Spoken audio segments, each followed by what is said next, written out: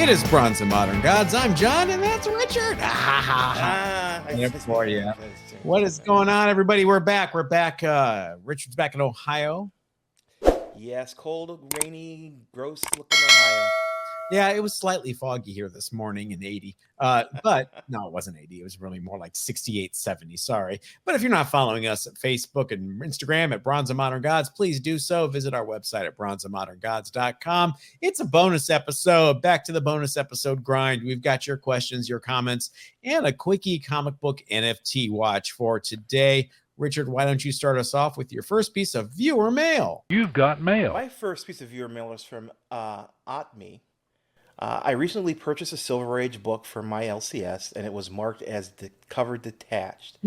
Upon closer examination, I discovered the book had no staples at all, or any sign of ever having any staples from the factory. All the pages were accounted for and folded like they were supposed to. No sign of staple holes or any page on any page, and no discoloration on the pages. Have you ever seen this, and do you think it hurts the grade if it's a factory defect? Thanks, guys. I've heard of it before. There are instances where there are cases where you'll have printer malfunctions, or you'll have books that are at the one extra book at the end of the particular run that doesn't end up getting run through the stapling machine. There's a variety of reasons why a book may not have the staples.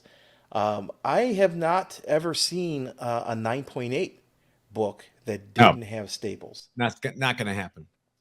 In fact, it's probably going to get a qualified grade. They will mark it as a no staples manufacturer defect on the label. I don't know. Why do you want to get it graded? Is my question. What is it? Is it Amazing Fantasy 15? Okay, yes, I understand. Is Right. it Wolverine #1 from 1988? Well, it's not. It's nothing special. He says it's a Silver Age book, so I'm assuming Silver it's Age book. Okay, an older book. But that's a good point. Grading. What's your motivation? Are you planning to sell it? If that's the case, you're going to get less for that book than you would if it had staples, even a detached staple. But if your intent is to keep it in your collection, you just want to protect it, then get it graded. But otherwise, I'd probably pass on grading it. Yeah, if the thought is, oh, this is going to be really cool and someone will want it because it was made without staples, yeah, you're not going to get any kind of premium for that. There are other printer malfunctions or manufacturer defects, like multiple covers that are people will pay a premium for because of the way that multiple covers are graded, where the innermost cover typically has the highest grade, and that's what grade is assigned. So if you get a double cover or a triple cover, and sometimes we've seen quintuple covers, that is something that I think there is a premium for. Yeah, agreed. My first piece of viewer mail is from Lee Neeren. OMG, what an amazing group of interviews the two of you did at San Diego Comic-Con Special Edition. If you haven't watched that, Monday's episode, check it out. For those of us on the East Coast who only dream of attending San Diego Comic-Con, I almost felt like I was there.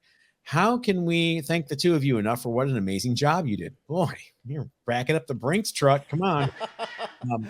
I have a question. If you had a choice of attending only one major convention, which one would you recommend? NYCC, San Diego, Baltimore Con, etc. What are your thoughts? Thank you. This is an easy one for me. I've never been to NYCC. I've never been to Baltimore. I've never been to C2E2. I would go to San Diego. I've never been to any of the other ones either. I guess it depends on what you're looking for. If you're looking for a pure comic experience, the full-blown SDCC is a lot more than just comic books. Yeah. And you may find yourself disappointed by the rabid, crowd of people who are interested in Gundams and the latest TV show, things like that. So you're going to get a mixed crowd there. If you're looking for a pure comic book crowd, probably NYCC or something along those lines would be a little bit better and aligned with what you're looking for. I also think if you're looking for a pure comic book crowd, and you've been to this one, Richard, so you can back me up on it, maybe wait for the California Comic-Con, which is held by Terry from Terry's Comics. It usually happens in January, so it should be right around the corner. That is 100% comic books. period. No Right. cosplay, no figures, no No video games. Funkos. Yeah. No, yeah, that's a great show. If you're looking for rarer books, it's a great show because the dealers that are there are dealers who have those kind of big boy books, and if they don't have them there, they may be able to source them for you. So definitely, if you're looking for a pure comic book show, that's a great show. And while we're on the subject, I'm going to jump ahead to my what I had as my last piece of viewer mail right now, and it's from Fred Bruno, who sent us an email. Hi, John and Richard. I wanted to invite you to the Pittsburgh comic book swap meet Oh. to be held on Sunday, January 2nd. Is that a free ticket for us? Um, this is sponsored by my LCS Pop Culture Comics with the help from the local collecting community. There will be vendors and LCS is there, but we are trying something a little different, emphasizing the networking and active trading between attendees. Veterans, whoop, whoop, first responders, and kids get in free. Okay, sorry, Richard. You're a kid. Yeah, but at heart. Exactly. Not really about making money. John, I know you're on the West Coast, but I think Richard is in range. It is on the north side of Pittsburgh. This is the first one, so it'll be smaller, but the plan is to hold 2 to 3 a year and gradually grow. Just hardcore comics, no toys, cosplay, etc., etc. More info at Facebook at Pittsburgh Comic Book Swap Meet. That's Sunday, January 2nd. Thank you, Fred. And I got this and I thought we need to feature every week on Friday, bonus episode, a local comic show that's coming up. Yeah.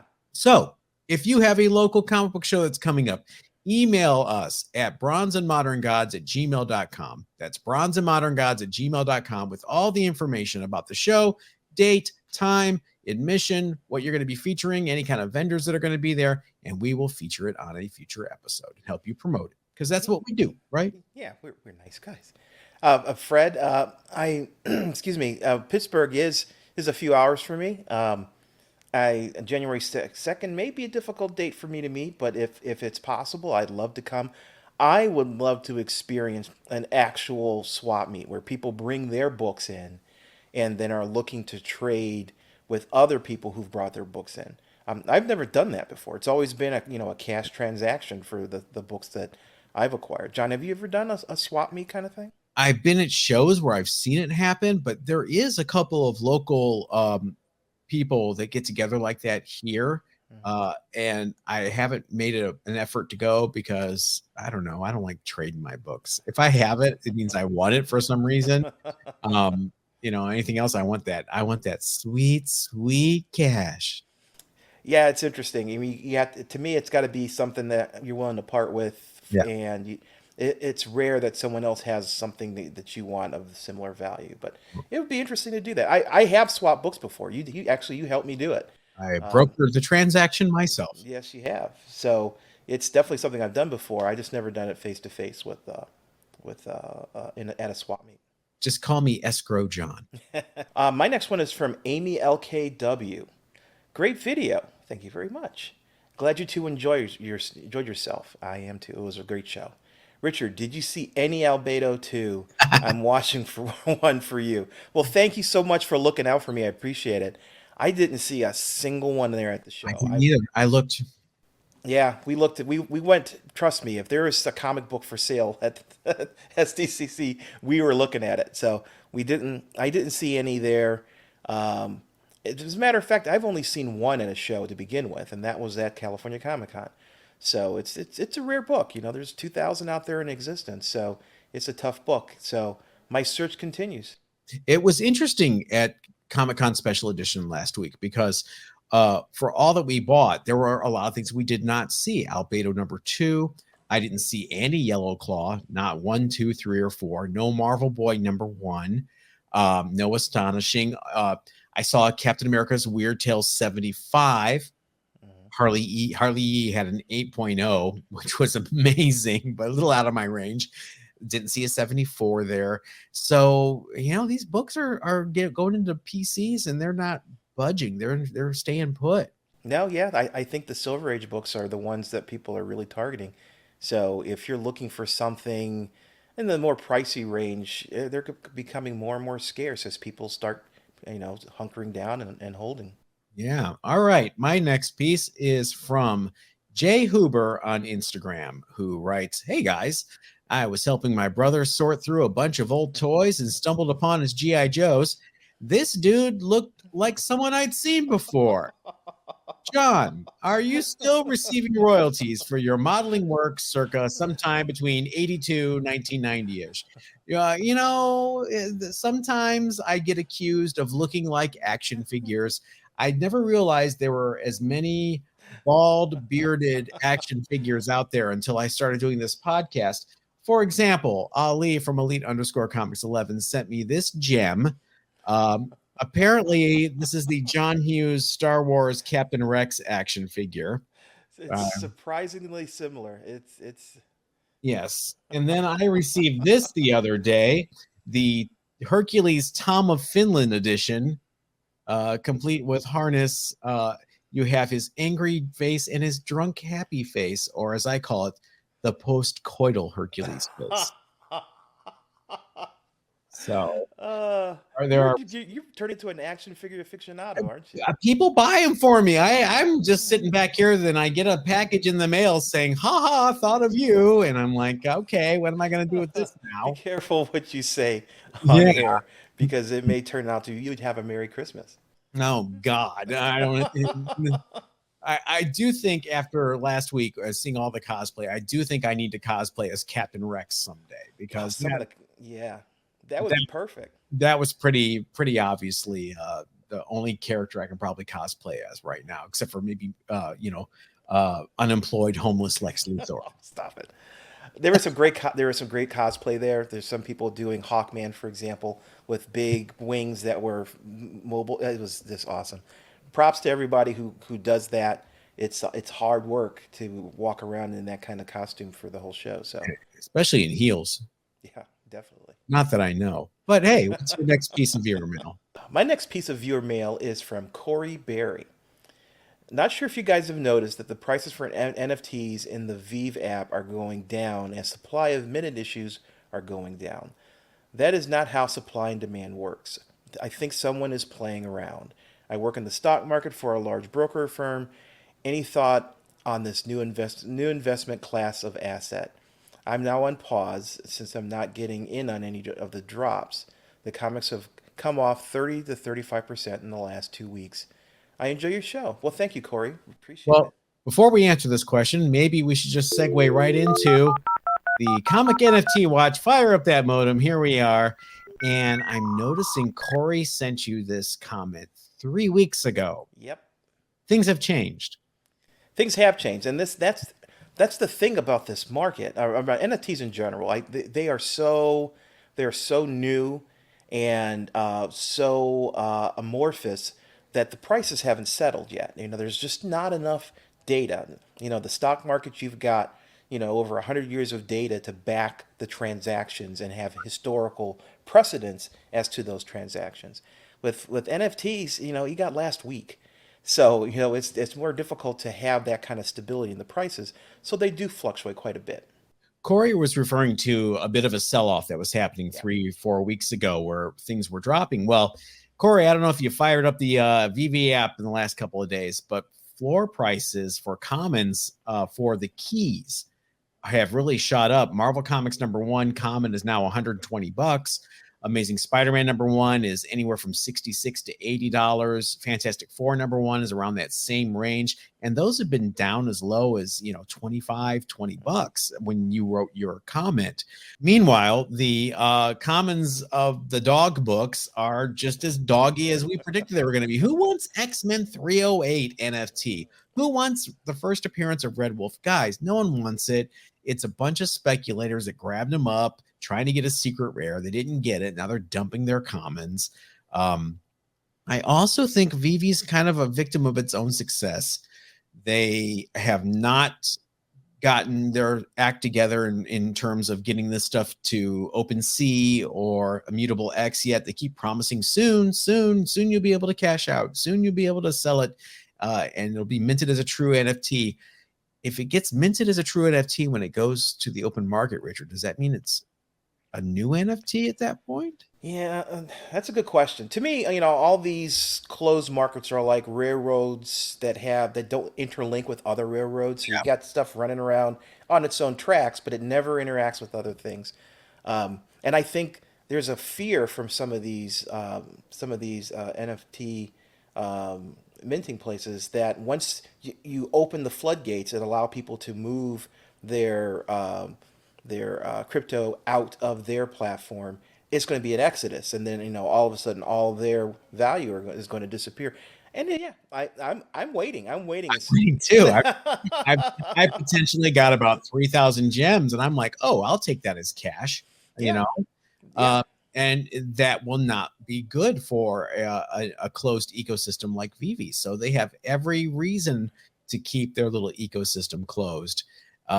Is it a real NFT? I mean, this debate, it can go on all day.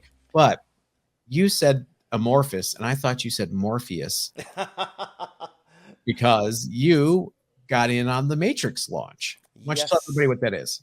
Yes. As a promotion for the upcoming new Matrix movie, Matrix, is it Reloaded? I can't remember what the Resurrected? Resurrect, something like that, right? It's basically Matrix 4. Sure. In anticipation of that, the people at Warner Brothers have gotten together with a company called NFTs to provide an NFT around the property. And what it is they have 100,000 characters that exist within the Matrix universe. Now they're randomly generated. They have certain number of traits, and each one of them is unique. And the idea is they sell off these 100,000 individual characters, and I've got a sample of the two that I actually got here on the screen.